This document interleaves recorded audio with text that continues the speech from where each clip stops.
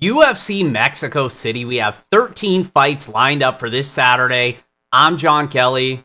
Let's hear the picks. We're going to get things started in the lightweight division as Maderos comes in as a minus 190 favorite. The comeback on Austin Hubbard is plus 160. And we'll start on the Maderos side. He's a former Contender Series fighter. He made his UFC debut last year against Landon Quinones and fought a very competitive decision. He did end up getting the nod there. And he's just somebody that's primarily a striker, wants to keep the fight on the feet for the most part. Sharp leg kicks, solid boxing as well. Decently well-rounded, will mix in some wrestling here and there. Matchup dependent though. And then on the flip side, and Austin Hubbard is really just a generalist, just vanilla type of fighter. You know, he's had times where he performed over expectation, but a lot of times he's just really battling to be competitive, but he's not somebody that puts a stamp on rounds. He's not somebody that carries a ton of finishing upside as well. So he's just somebody that I don't really love to back. But I do think he's going to be competitive here in a fight that I think plays out mostly on the feet, and I think hits the judges' scorecards at a high clip. So this is one where I could see it 29-28 either way. I'm going to side with Maderos because I think he's more likely to have the bigger moments here and maybe land a takedown or two potentially. So I'm going to say it's Maderos by decision. That's the official pick. And next fight up, we have Jamal Emers, a minus 325 favorite. The comeback on Gabriel Miranda is plus 250. And we probably shouldn't get too much further without talking about this fight card is at elevation. We're in Mexico City. That's going to be the theme of this week. As you guys know, I've done a ton of data, deep dives on fights taking place above sea level. And this is certainly one of those. And over the last 10 years in the featherweight division specifically, we've seen finishes increase by about 13% in this division at fight cards above elevation, over 6,000 feet above elevation specifically. So we're really only targeting those cards, Denver, Mexico City, Salt Lake City, Utah, where we're so far above elevation where it actually plays a real factor in that there's less oxygen, right? So that's obviously going to affect the way that some of these guys fight. We've seen cards above elevation like this, fighters gas out really bad. We've seen an increase in submissions and actually a decrease in knockouts, which is kind of interesting. But in this matchup, I think Jamal Emers is the rightful large favorite here because skill for skill, he's way better than Gabriel Miranda. But I think there's at least a little part of you that's concerned with Jamal Emers because he constantly finds a way to fumble the bag in some of these matchups. And I wouldn't put it past him doing that here. I do think he wins. I do think he wins by finish, but I'm just proceeding with a little bit of caution. And why I wouldn't be parlaying Emers is because he is a notorious bag fumbler. We are fighting at elevation. Gabriel Miranda, is going to be the hometown fighter in Mexico City. And how does Gabriel Miranda win? 16 of his 17 career wins have come by submission. We've seen Emers get submitted before. That Pat Sabatini fight comes to mind. He doesn't have the greatest fight IQ either.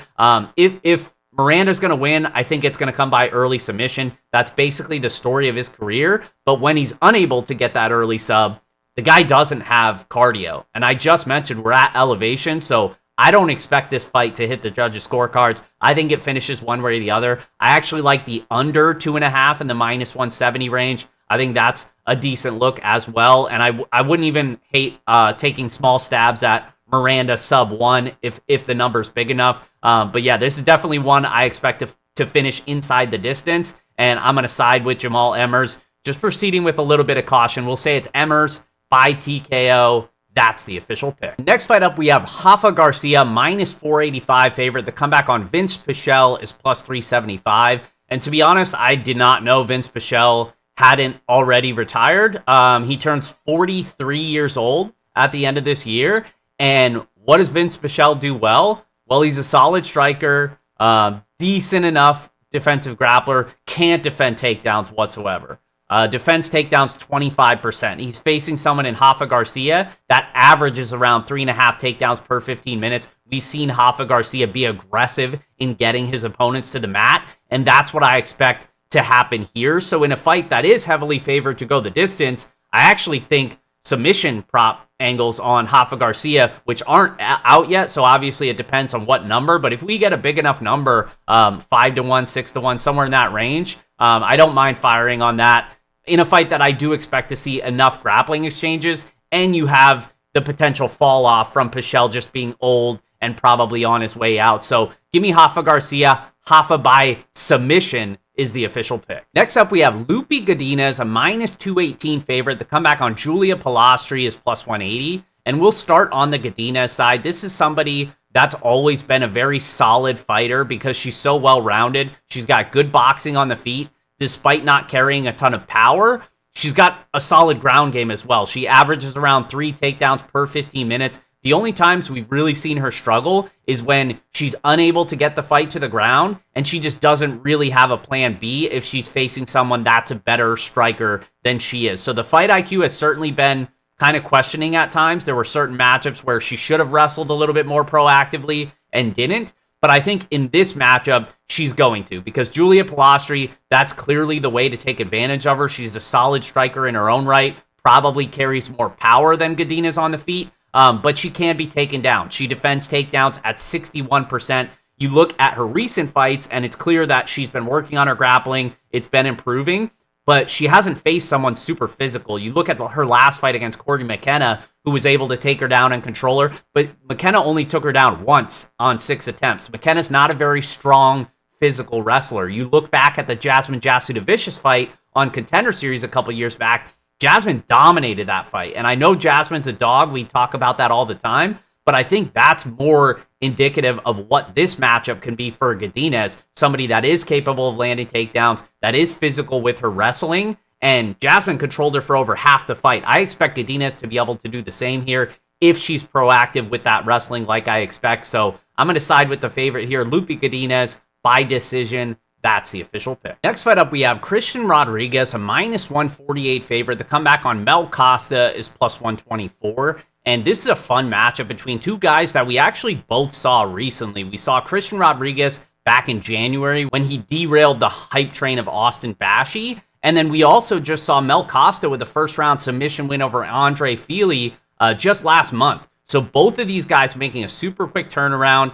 Christian Rodriguez does have some roots to the area. He was born in the U.S., but he's got extended family on both sides that are from Mexico. He talked about how this is going to be the first time they get to see him fight. So I think that's why he made the quick turnaround to get on this card. And then Mel Costa probably was just the first person to say yes. But I actually don't love that for Mel Costa, because I feel like if this was normal circumstances, full fight camp, not at elevation, I don't know. I'd probably be more interested in the Mel Costa side at plus money here in a fight that I do expect to be competitive. But I just feel like multiple things here kind of benefit the Christian Rodriguez side. And he's somebody that's just a very tough fighter to look good against in general, right? Especially with Mel Costa, who's not a super high volume guy. Sure, he can mix in some takedowns, but Christian Rodriguez can mix in takedowns of his own. And we know how difficult it is to out-grapple him. So this is one where I do think it's close. I do think it goes to decision, but I'm slightly edging the Christian Rodriguez side. We'll say it's Rodriguez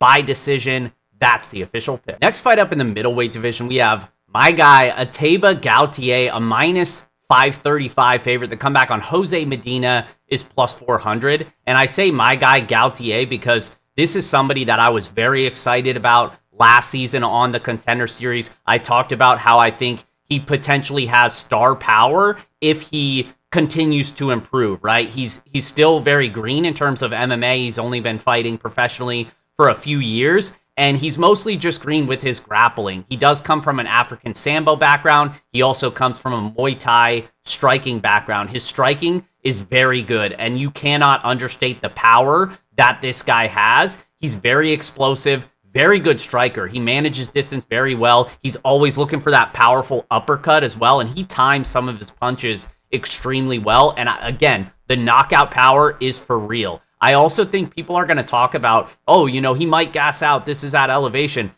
I don't see any of that. I know he's faced mostly bumps on the regional scene, but you even saw it in that Contender Series fight where he's facing somebody that came from an Olympic level wrestling background. He defended takedowns constantly, worked off the fence constantly, still had power, still had explosiveness on the back end of the second round to get him out of there. And he's also somebody that's always in the gym, takes his strength and conditioning very seriously. So I don't see any reason to really question the cardio. And I think in terms of the power, this is a matchup where Jose Medina has not faced someone as powerful as Galtier, along with someone that has the high-level striking ability that's able to blend it with that power. Medina's been super durable, yes, over the course of his career, but over his last couple fights, he's definitely been getting rocked. I think the durability's starting to go, and because Galtier does have that super explosive power, I think this is where Medina gets his first career knockout loss, and it's coming at the hands of my guy. I think minus 535 is honestly value this week. I do not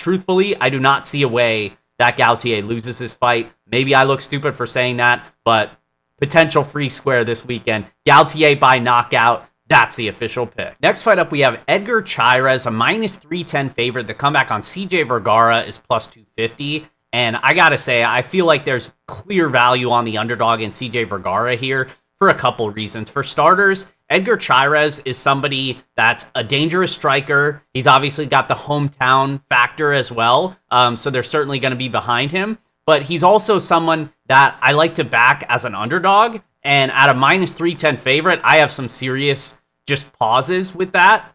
With Edgar Chairez, somebody that is so one-dimensional, needs to keep the fight on the feet, tends to struggle with being taken down and his defensive grappling. But on the feet, he's got very sharp leg kicks. It's clear that he has some power, but he also can be hit. He doesn't have a ton of volume, and he's facing someone in CJ Vergara that has a lot of the same issues as him, where he's given up takedowns, he's been out grappled, his durability is probably not quite at the level of Chairez, but I don't think, I'm not going to say Vergara is super chinny or anything like that, and I think they have a lot of similar opponents that they've both fought pretty similarly, to be honest, and on the feet, I think Vergara, his volume's more consistent. His boxing, his pure boxing, I think is a little bit better. But I do think Chairez's leg kicks can play a factor here. But overall, I just think this is a competitive striking match that probably hits the scorecards at a high clip. Plus 250 on Vergara to at least make this competitive seems like a good bet this weekend. I'm going to side with the underdog here. CJ Vergara by decision. That's the official pick. And next fight up, we have Ronaldo Rodriguez, a minus 162 favorite. The comeback on Kevin Borjas is plus 136. And Ronaldo Rodriguez, I feel like he's probably going to take some steam this week, just because the market has always rated this guy very highly. Solid striker, technical striker, can mix in the grappling as well. Usually not as aggressive as you would like with the grappling. He usually waits until others try to grapple him, but he can certainly mix it up on the mat, mix it up on the feet as well. Does have power. He's got experience for how young he is in his career. And he's also somebody that is likely going to have the crowd behind him as well. And then on the flip side, Kevin Borjas, very good striker, high volume, needs to keep the fight on the feet. Where has he struggled? Well, he's struggled when he gives up the takedowns. His cardio has also looked a little bit suspect at times as well. And again, this fight is at elevation. Rodriguez has fought at elevation before, hometown fighter as well. Definitely has the grappling upside. So I feel like I got to side with the favorite here. I wouldn't be surprised to see him get steamed up to minus 200, somewhere in that range. I do think he is the rightful favorite, and I think he gets his hand raised. We'll say it's Rodriguez by decision. That's the official pick. And kicking off the main card, we have David Martinez, a minus 425 favorite. The comeback on Simon Oliveira is plus 300. And David Martinez is making his UFC debut this weekend. He fought on the Contender Series this past season. He's the brother of current UFC fighter Melissa Martinez, and they have a very similar skill set because they both come from high-level striking backgrounds. David Martinez is a world champion in kickboxing. This guy's kicks are very powerful, very fast. His footwork's good as well. He absolutely loves to get in there and mix it up and trade. Does get sloppy defensively at times, but his cardio seems to be very solid. And again, super powerful kicks, has multiple knockouts with those kicks. And that's what you got to watch out for here. Now, on the flip side, Simon Oliveira, I didn't know this guy was still on the roster, which is the second time I said that this card. But Oliveira, he hasn't fought in over 2 years. And the last time we saw him fight, he got hurt to the body pretty quickly and ended up just, kind of quitting on himself. Haven't seen him for a couple years now, so it'll be interesting. That definitely adds a level of variance to this matchup. But I think on the feet, Oliveira is a solid striker. Definitely tries a little bit too much spinning stuff. He's done that up and down his career, but he does have power.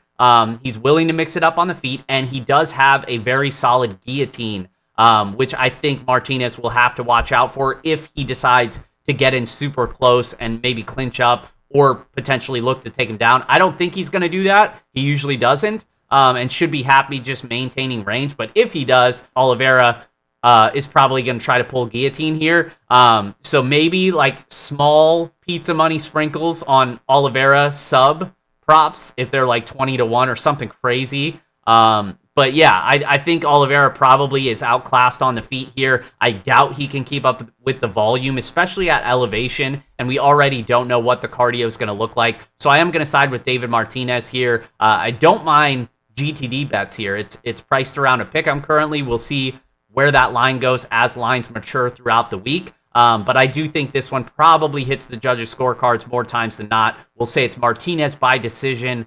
That's the official pick. And next up, we have Raul Rosas Jr., a minus 355 favorite to come back on Vince Morales is plus 285. And I'm surprised Morales was not cut already. Like, what is it, a 4-fight losing streak now? We saw him against Elijah Smith, another Contender Series prospect. I thought he had every chance to win that fight, had multiple deep chokes locked in, it seemed like, ended up somehow losing despite having a clear cardio edge, but that's what he does. Like, you can't count on this guy whatsoever. You can't count on him to defend takedowns, and you can't count on him to win rounds, honestly. And against Raul Rosas Jr., the young Mexican star fighting in Mexico, I think the takedowns are going to be there, and he's just a much better submission grappler than pretty much anyone that Morales has faced. So I think it's only a matter of time. I don't mind targeting that sub-2, sub-3 angle, because I do think he finds the finish here, and this is a way the UFC can continue to build up the young star with a name that's probably out the door after this fight. So Raul Rosas Jr. by submission, that's the official pick. And next fight up, we have my guy, Joe Body Bags Pyfer, minus 310 favorite. The comeback on Kelvin Gastelum is plus 250. And you guys know I'm backing my guy, Body Bags Pyfer. Love his fighting style.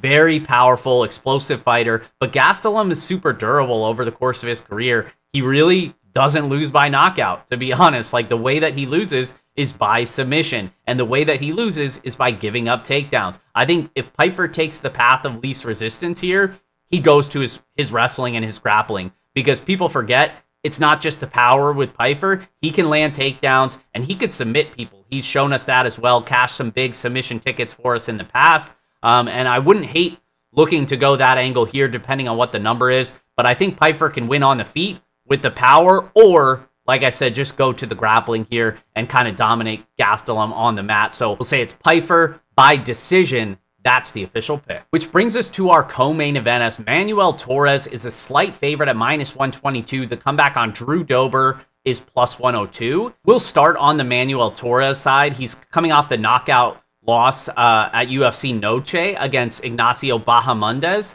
And Torres, we know what he brings to the table. This guy is a early finish or get finished type of fighter, because he's all gas, no brakes. And I love watching fighters that have that mentality where they just think they're indestructible and they just go for it, regardless of how it plays out. And Torres is one of those fighters, super sharp leg kicks, does have clear power, does have a sneaky submission game as well, which could be a potential angle for him here. I doubt that he takes it, but this is a guy that has to win in round one, or I don't trust the cardio, and I don't trust the durability either. Even though he hasn't been finished a ton, he has been rocked quite a bit. He's facing someone in Drew Dober that, yes, is certainly on the downskid here, and the durability is not what it used to be, but that big left hand is just as powerful as it used to be, and these guys are going to trade. So this is one where I do think it ends very early. I think either guy is capable of winning in the first round, but I gotta side with my guy Drew Dober here. Even though the durability, like I said, has fallen off a little bit, I just don't want to believe that he should be a dog here to Manuel Torres. I think he's more powerful, he's more proven, he's fought the better level of competition as well. He's going into enemy territory, so it's going to be tough, but I think in a high variance fight where they're going to trade, I still slightly trust Dober a little bit more, so I'm going to side with him. Drew Dober by TKO. That's the official pick. Which brings us to our main event, as Brandon Moreno is a minus 198 favorite. The comeback on Steve Erceg is plus 168. And I think Moreno, I think he should be fine here, to be honest. I don't know. I feel like I haven't rated Erceg as highly as a lot of other people have. Not that he's not a good fighter, but it's like, especially in a matchup like this, where now he's facing the top guys in this division. I'm not saying he doesn't belong there, but in terms of how you're going to win this fight against Moreno, I struggle to see a path to victory outside of like a close competitive decision. I think that's his upside here. And I think that's even going to be tough because I think Brandon Moreno is the better submission grappler, clearly. I think he's probably the better wrestler. I think he's the better boxer. I think his volume is more consistent. And I think he's more durable. And we have Erceg coming off a knockout loss against Kai Kara France. So it's just one where it's like, I give a lot of these edges to Moreno. And by the way, he's also the hometown Mexican fighter.